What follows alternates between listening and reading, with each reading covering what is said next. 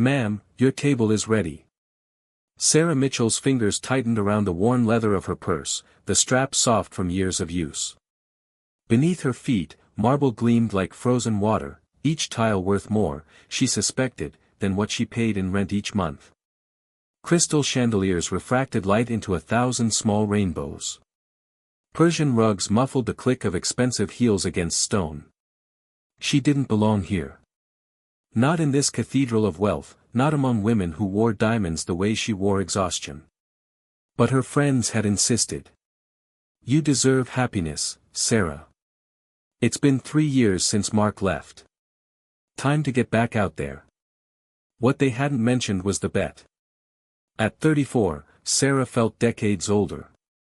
The mirror in her tiny bathroom had shown her the truth that morning, dark circles no amount of drugstore concealer could hide, fine lines etched by worry and sleepless nights.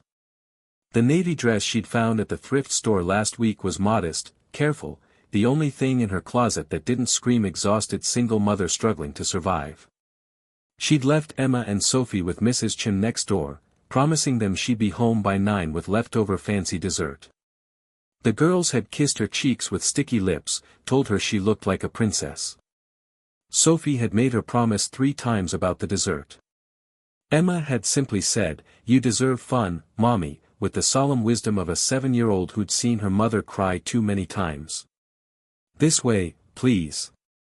The hostess's smile was professional, cold, her eyes scanning Sarah from head to toe with the kind of assessment that left marks you couldn't see. Sarah followed her through the azure room, past tables where people who'd never chosen between electricity and groceries held crystal glasses up to the light. In a corner booth near the kitchen doors, not by the windows with their glittering city views, 3 women sat with phones out, heads bent together, shoulders shaking with suppressed laughter. Jessica. Amanda. Claire.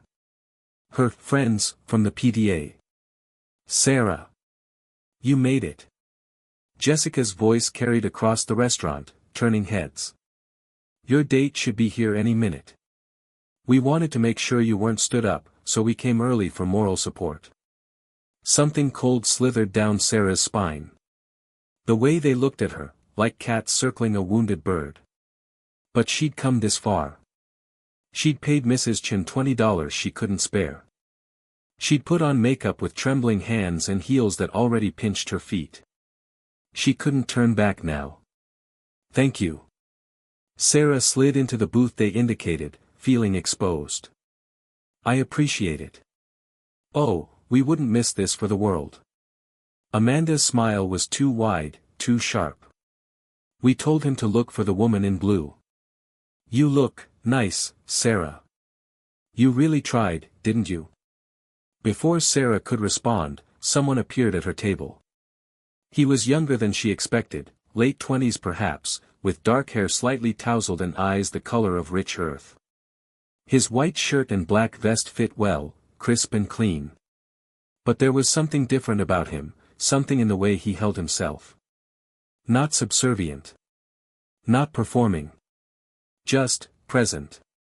Good evening. His voice was warm, genuine, not the rehearsed pleasantness of service industry politeness. Can I start you with something to drink? Just water, please. Sarah was acutely aware of the menu prices, each appetizer costing more than she spent feeding her daughters for a week. He nodded, but his gaze drifted toward Jessica's table. His jaw tightened, just slightly, barely noticeable. When he looked back at Sarah, something shifted in his expression. Excuse me for being forward, he said quietly, leaning just slightly closer, but are those women your friends? Sarah blinked, caught off guard. Yes. Well, sort of. We're on the PTA together. They set up this blind date for me.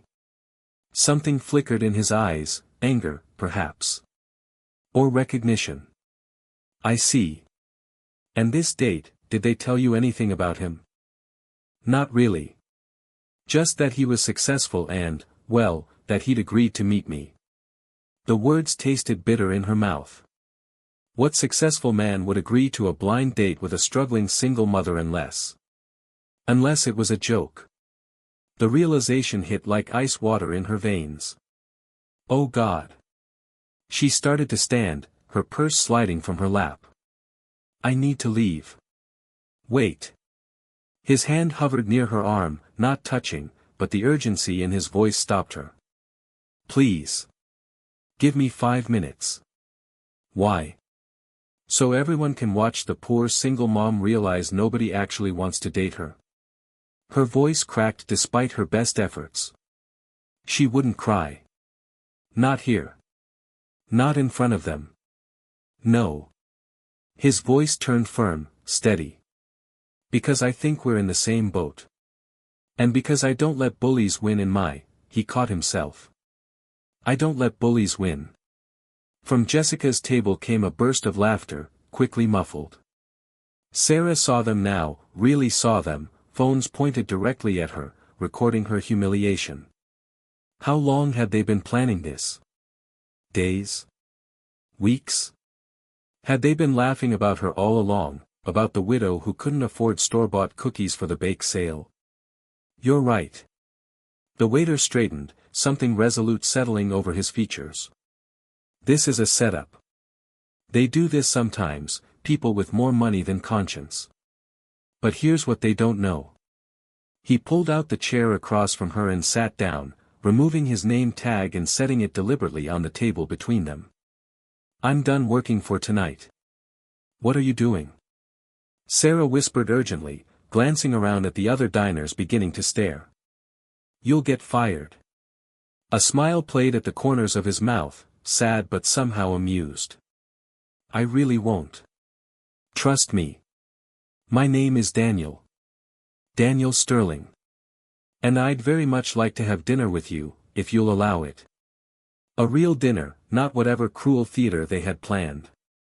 Sterling. Like the Sterling Grand Hotel. But before Sarah could process that impossible connection, Jessica's voice cut through the restaurant like broken glass. Oh my God, this is perfect. The waiter sat down with you. Sarah, is your date running so late that even the staff feel sorry for you? Other diners were staring now, some with pity, others with the kind of amused interest people reserved for public spectacles. Sarah felt every eye like a physical weight, pressing her down into her seat. This was it. The moment she'd become a cautionary tale they'd tell at cocktail parties. But Daniel didn't flinch. He leaned back in his chair with an ease that seemed to command the very air around him, and raised his voice just enough to carry across the restaurant. Actually, I'm exactly on time. Sarah, I apologize for the confusion with my attire. I was finishing some work when I realized I was running late for our date. I hope you don't mind. The laughter from Jessica's table faltered. Amanda's phone dipped. You're her date. Jessica's voice had lost its sharp edge, uncertainty creeping in. I am. Daniel turned to look at them directly, and something in his expression, something cold and ancient, made all three women shift in their seats. Is there a problem? No. No, of course not. We just thought. I mean, they told us. Claire trailed off, looking to her friends for support that didn't come. They told you what? Daniel's voice remained pleasant, but underneath ran a current of steel. That someone like Sarah wouldn't be able to attract someone worth dating. That she deserves to be humiliated for your entertainment. The restaurant had gone silent. Even the soft classical music seemed to fade into nothing. A manager appeared from somewhere, his face pale, but Daniel held up one hand, barely a gesture, and the man froze without Daniel even looking at him. Sarah found her voice, though it trembled. Daniel, you don't have to do this. It's kind of you, but I'm not being kind. He turned back to her, his voice gentling. I'm being honest. When I agreed to this blind date setup, I was told I'd be meeting someone genuine. Someone real. Someone who'd been through hard times and come out stronger. That's exactly what I was hoping for. What I didn't know was that your so-called friends were planning to humiliate you for sport. He turned back to Jessica, Amanda, and Claire, and this time his smile held no warmth at all. So here's what's going to happen. You're going to delete those videos. You're going to leave this restaurant. And you're going to think very carefully about why you'd want to hurt someone who's supposed to be your friend. You can't tell us what to do. Amanda's voice lacked conviction, barely more than a whisper. You're just a waiter. Daniel's smile sharpened. Am I? Thomas? He called to the manager without looking away from the women. Please escort these guests out. Refund their meals and inform them they're no longer welcome at any Sterling property. Any Sterling property? Jessica's face drained of color. Wait. You're not. You can't be. Daniel Sterling, yes. I own this hotel, along with 12 others across 6 states. And I'm asking you to leave my establishment. He paused, letting the silence stretch. Actually, no. I'm not asking. The 3 women scrambled up, gathering their phones and purses with shaking hands. Jessica tried once more, her voice thin with desperation. Sarah, we were just joking. You know we didn't mean. They meant every word, Daniel said quietly, with the finality of a door closing. Now leave. Before I call security. The silence that followed their departure was profound, not peaceful, but heavy with the weight of 100 watching eyes. Sarah felt tears blur her vision, hot and unwanted. Daniel produced a clean handkerchief from his pocket and offered it across the table. I'm sorry. I'm so sorry. You didn't have to. Yes, I did. He waited until she looked at him, really looked at him. My mother was a single parent. She worked 3 jobs to keep me fed and clothed after my father left. People looked down on her constantly. Treated her like she was less than human because she was struggling. So yes, I absolutely had to do that.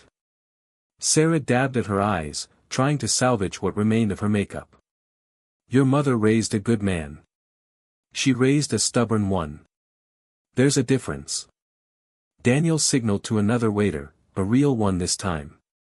Let's start this evening over, shall we? Properly this time. No performances, no cruelty. Just dinner between 2 people getting to know each other. But I can't afford. Sarah. His voice was gentle, patient. This is my hotel. You're my guest. And more importantly, you're my date. Please, let me do this right. The waiter arrived, and Daniel ordered without consulting the menu, the ease of someone who'd memorized every dish, every ingredient. When he finished, he folded his hands on the table and looked at Sarah with genuine interest, the kind that made you feel like the only person in the room. Tell me about your daughters. Emma and Sophie, right? Sarah felt something crack open in her chest, some wall she'd built brick by brick to keep the world at a safe distance. How did you? I pay attention. He smiled, a real smile this time, reaching his eyes. And you have their drawings on your phone case. She looked down, surprised. She'd forgotten about those, the stick figures Emma had drawn last month, laminated at the library for 50 cents. Princesses and dinosaurs holding hands. Emma's 7. Sophie's 5. They're my whole world. What are they like? And Sarah found herself talking. Really talking, for the first time in longer than she could remember. She told him about Emma's obsession with dinosaurs, how she'd memorized every species in the Natural History Museum's collection and corrected the tour guides when they got facts wrong. About Sophie's singing, how she made up songs about everything, breakfast cereal, the neighbor's cat, the way rain sounded on the windows. About the daily mathematics of survival, getting them to school on time while working 2 jobs, buying shoes for feet that grew too fast, the exhaustion that had become her constant companion. Daniel listened like her words were precious. He asked questions that showed he was actually hearing her, not just waiting for his turn to talk. He laughed at the funny parts, Sophie conducting an opera about mac and cheese, and his expression softened at the hard ones. Their food arrived, each dish a small work of art. Sarah photographed everything with her phone, thinking of the girls and promising herself she'd bring them here someday, somehow. Your turn. She set down her fork, suddenly aware she'd been monopolizing the conversation. You can't just let me talk all evening. Daniel cut into his steak thoughtfully. What do you want to know? Everything. Nothing. I don't even know where to start. How does someone who owns 12 hotels end up serving drinks in his own restaurant? I do it once a month. Different property each time. Corporate calls it executive outreach. I call it remembering where I came from. He met her eyes. The moment you stop seeing your employees as people, stop understanding their work, you become exactly the kind of person who thinks it's funny to humiliate a single mother for entertainment. Is that what happened tonight? You were doing your outreach? I was. I overheard your friends making arrangements with our hostess earlier. They thought they were being subtle, quiet. They weren't. I heard them laughing about how mortified you'd be when nobody showed up. How they couldn't wait to see your face. His knuckles whitened around his knife. I was going to confront them directly, but then I saw you walk in. And you looked terrified but determined. Like you were walking into battle knowing you might lose but going anyway. I admired that. He paused, something vulnerable flickering across his face. Still do. So I decided to be your date instead of their judge. Though I suppose I ended up being both. Sarah laughed, the sound surprising her. When had she last laughed like that, freely, without worry weighing it down? My hero in a waiter's vest. I look good in vests. Daniel grinned. I look better in suits, but vests have their charm. They talked through dinner, through dessert, a chocolate creation Sarah knew she'd dream about, through coffee that came in cups so delicate she was afraid to hold them. The restaurant emptied around them, staff quietly resetting tables for tomorrow, but no one disturbed them. No one rushed them. Sarah learned that Daniel had built his hotel empire from a single bed and breakfast his mother had left him when she died. That he'd worked 80-hour weeks for a decade to expand it, sleeping in supply closets and eating staff meals. That he loved old movies, the black and white ones where people actually talked to each other, and hated golf despite the fact that every business associate expected him to play. That he'd been engaged once but called it off when he realized his fiancée loved his portfolio more than she'd ever love him. I'm not looking for perfection, he said as midnight approached, the restaurant now empty except for them and a single server wiping down the bar. I'm looking for real. Someone who knows what it means to fight for what matters. Someone who'd show up to a blind date at a fancy hotel even though every instinct probably screamed at you to stay home. I almost did stay home. Sarah admitted, the words coming easier now. But Emma told me I looked pretty, and Sophie made me promise to bring back dessert, and I thought, maybe. Just maybe something good could happen. Something good did happen. Daniel reached across the table, palm up, an invitation, not a demand. Sarah looked at his hand, strong, callous despite his wealth, real, and placed hers in it. His fingers closed around hers gently, warmly. You met me. I met you. And unless I'm badly misreading this, we'd both like to see each other again. I'd like that. But Daniel, you need to understand something. Sarah took a breath, needing him to hear this. My life is complicated. I have 2 daughters who come first, always. I work constantly. I live in a tiny apartment that probably isn't up to your standards. I can't be the kind of woman who goes to charity galas and remembers which fork to use. Sarah. He squeezed her hand gently. I don't want someone who remembers fork etiquette. I want someone who remembers to be kind. And you are. Even after what they did tonight, you apologized to me for the scene. That's who you are. That's who my daughters need me to be. Then they're lucky. He stood, still holding her hand, and helped her up. Come on. I'll walk you to your car. I took the bus. The admission burned in her throat. I couldn't afford parking here.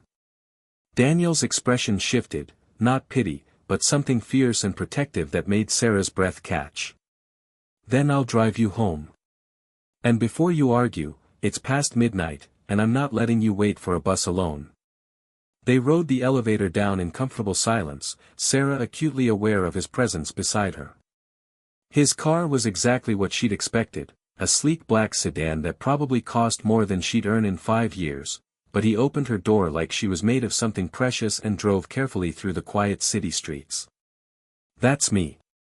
Sarah pointed to the modest apartment complex on the corner, its yellow exterior paint peeling in places. Third floor, the one with the pink curtains. Sophie picked them out. Daniel pulled to the curb but didn't immediately unlock the doors. Sarah, before you go, I need to ask you something. Her heart hammered against her ribs. Okay. Those women, your so-called friends. They're going to retaliate. Not physically, but socially. They'll talk, spread rumors, try to isolate you. I've seen it before. Are you prepared for that? Sarah thought about Emma and Sophie, sleeping peacefully upstairs, unaware of the drama that had unfolded tonight. Thought about the PTA meetings she'd have to endure, the whispers that would follow her, the judgment. And then she thought about how Daniel had stood up for her. How he'd seen her worth when others had seen only someone to mock. I've survived worse, she said simply. I'll survive them. You won't have to survive alone. Daniel pulled a business card from his wallet, writing something on the back with a pen from his console. That's my personal number. Not the hotel line, not my assistant. Me. If they make things difficult, if you need anything at all, you call. Daniel, I can't just. You can. And I hope you will. He smiled, and in the dim light of the street lamp, Sarah could see the sincerity in his eyes, no performance, no facade.